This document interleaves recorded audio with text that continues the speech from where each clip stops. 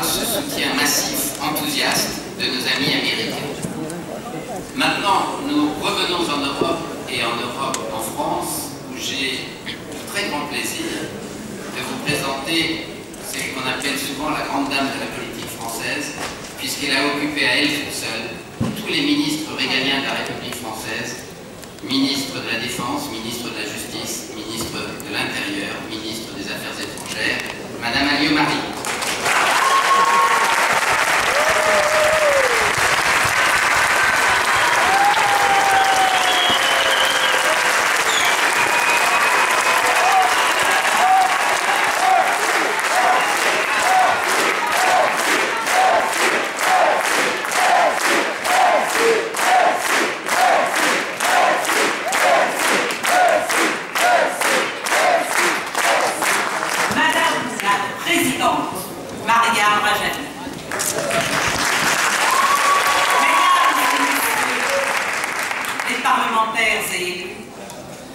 Mesdames et messieurs, bonsoir.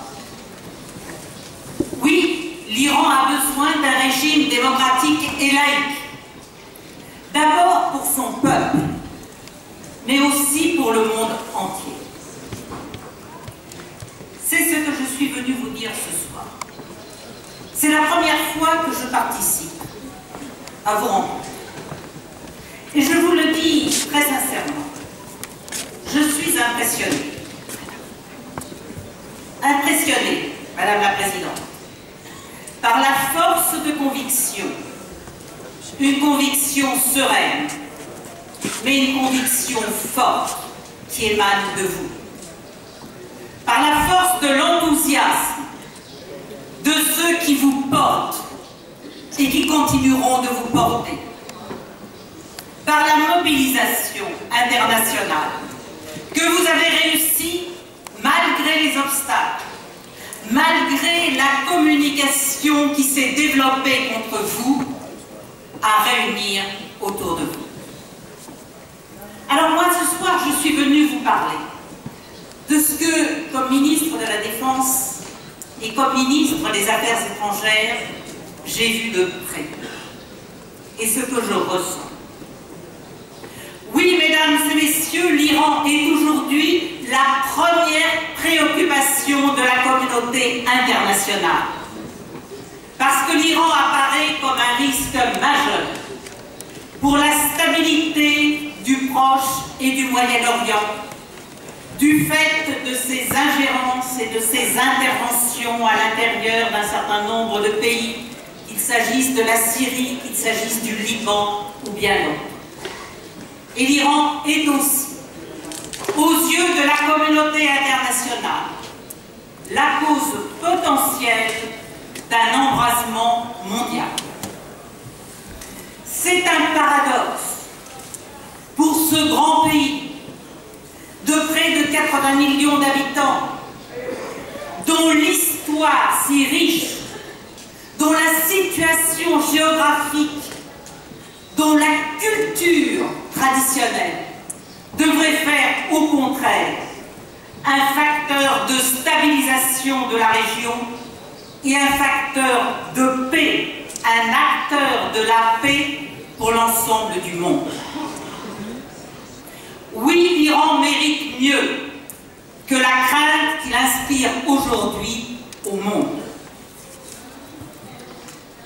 L'origine de cette inquiétude, elle remonte à quelques années, à 2002.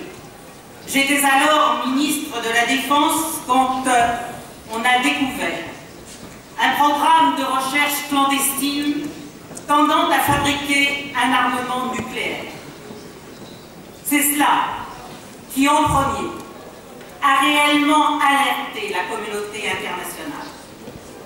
C'est à partir de 2005 que des déclarations et des attitudes de responsables iraniens, à l'égard en particulier de pays de la région, ont montré que ce pays se révélait menaçant à l'égard des autres. Et depuis la semaine dernière, je regrette qu'on n'ait pas suffisamment insisté sur ce point. C'est encore une nouvelle étape dans les menaces qui a été franchie. Le fait, si c'est vrai, que l'Iran ait été capable de lancer une fusée avec un animal qui est parti dans l'espace et qui est revenu, est certes une démonstration du génie des scientifiques, des ingénieurs iraniens. Mais cela veut dire aussi qu'entre les mains de gouvernants qui n'hésitent pas à se montrer menaçants, l'Iran s'est doté d'une technologie qui peut être utilisée pour des missiles à longue portée chargés de têtes nucléaires. C'est cela ce que cela veut dire. Et je suis étonnée qu'on n'ait pas suffisamment insisté sur ce point. Cela est encore aggravé par le refus des autorités iraniennes de respecter les engagements internationaux solennels qui ont été pris par l'État iranien à l'égard de la communauté internationale sur la non-prolifération nucléaire. Leur refus, surtout, d'accepter que des inspections des autorités internationales de l'AIEA permettent de vérifier la véracité ou la non-véracité de leurs déclarations sur le fait qu'ils seraient pour le nucléaire civil mais pas pour le nucléaire militaire. La plus grande suspicion ne peut que résulter de ce refus de faire la démonstration devant des autorités indépendantes de ce qui se fait réellement. Les allers-retours diplomatiques qui ont été évoqués à plusieurs reprises cet après-midi font également peser la suspicion sur les intentions réelles des autorités actuelles de l'Iran.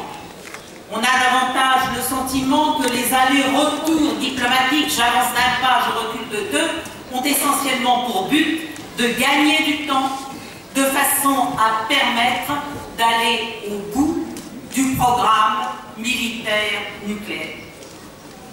Alors je veux le dire, je n'ignore pas que parmi les citoyens iraniens, mais aussi parmi un certain nombre de grands pays dans le monde, certains ne sont pas défavorables à la possession par l'Iran de la bombe nucléaire.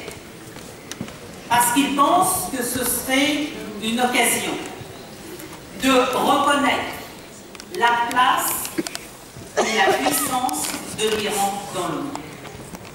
Alors, il y a trois questions qu'il faut se poser aujourd'hui, ou deux questions. Et ce ne sont pas celles-là que je voudrais répondre.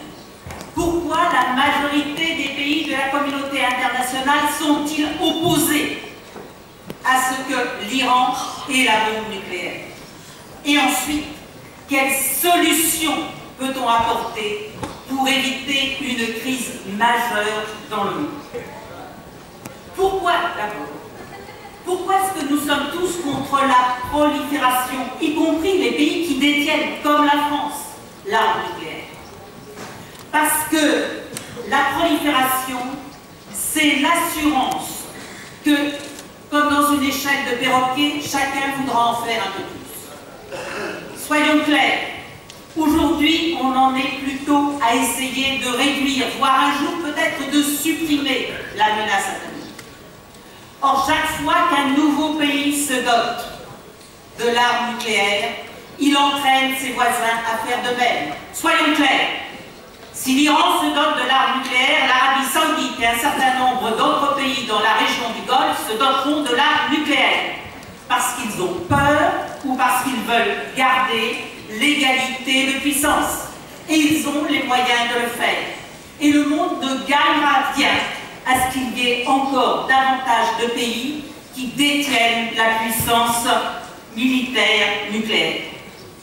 La deuxième raison, c'est justement depuis l'année dernière parce que des lanceurs transcontinentaux aggravent la menace, non seulement pour les pays voisins, mais pour tous les pays du monde.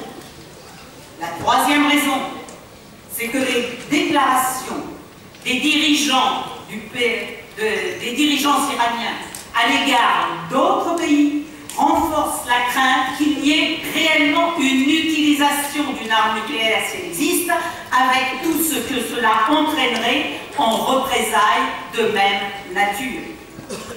Enfin, parce que l'absence de tout contexte démocratique fait craindre une utilisation sans contrôle, voire d'ailleurs une vente à l'extérieur, notamment à des groupes non étatiques, à des mouvements terroristes, de cette arme sous une forme ou sous une autre.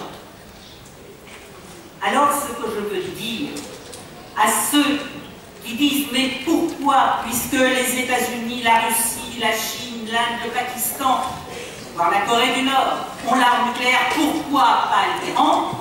Je leur dis que la puissance d'un pays et son respect par les autres et par la communauté internationale ne tient pas à l'arme nucléaire. L'Allemagne, le Brésil, l'Afrique du Sud sont des exemples de pays qui comptent sans pour autant avoir l'arme nucléaire. Ils comptent pourquoi? Parce qu'ils ont une économie puissante comme l'Iran pourrait l'avoir s'il rentrait dans la communauté internationale, et parce qu'ils défendent des valeurs qui sont celles de la liberté, les valeurs qui sont celles de la démocratie. Alors, quelle solution? Quelle solution? La voie militaire? La communauté internationale tout entière, je crois, la rejette. Et je vous dis très clairement, la réponse militaire est à mes yeux inadaptée. Parce que la guerre, et je suis bien placée pour en parler, parce que la guerre, ce sont d'abord des morts et des blessés dans les populations civiles.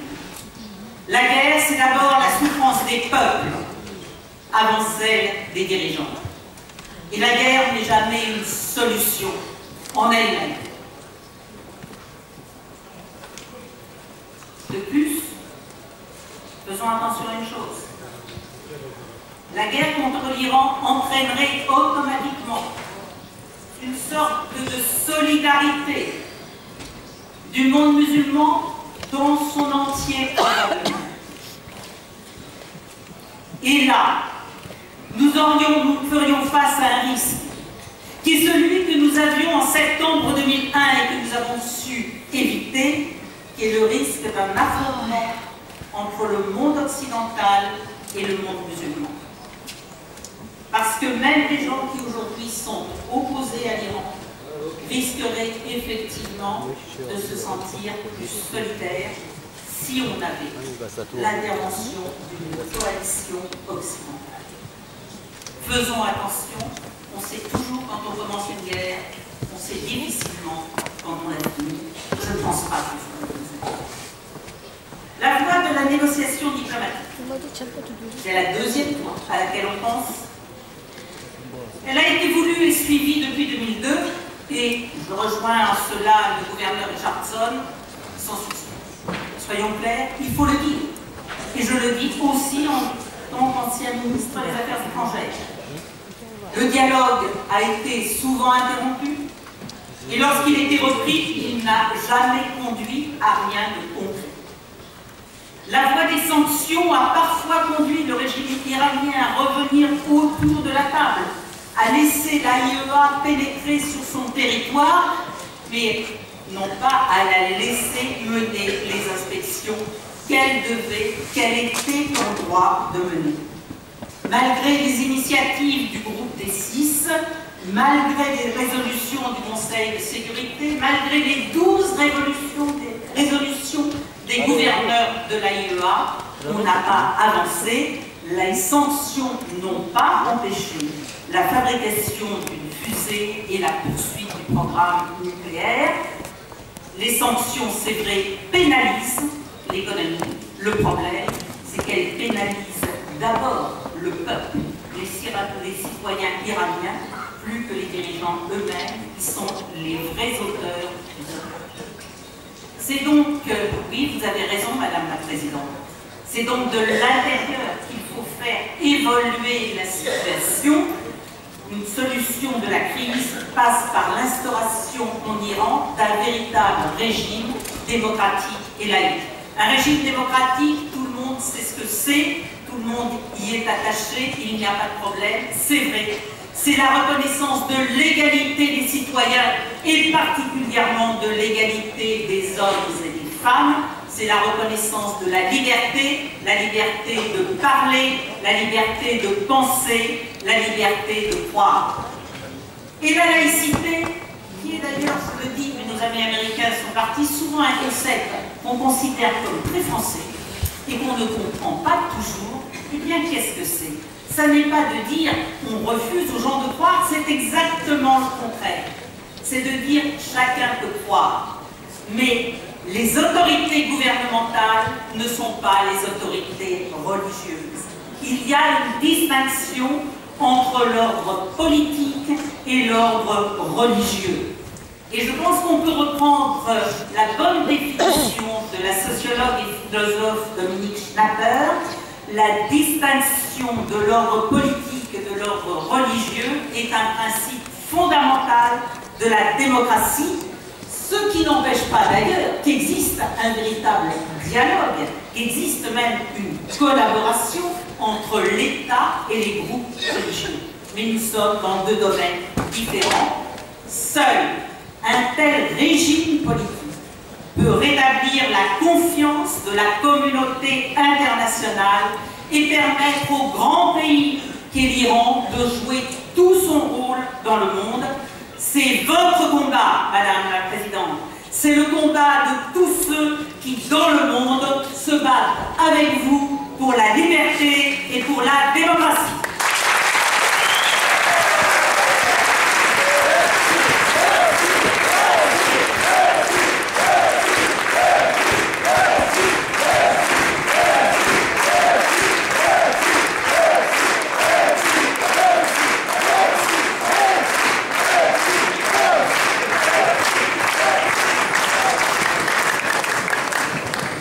Merci Madame la Ministre pour cette démonstration d'une logique implacable en faveur de la troisième voie prônée par Madame Rajel. J'ai maintenant le plaisir d'accueillir